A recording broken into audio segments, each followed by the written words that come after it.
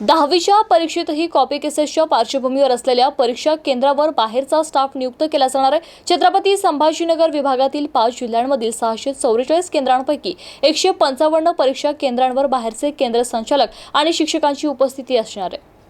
महाराष्ट्र राज्य माध्यमिक व उच्च माध्यमिक शिक्षण मंडळाने यंदा कॉपीमुक्त अभियान हाती घेतले आहे।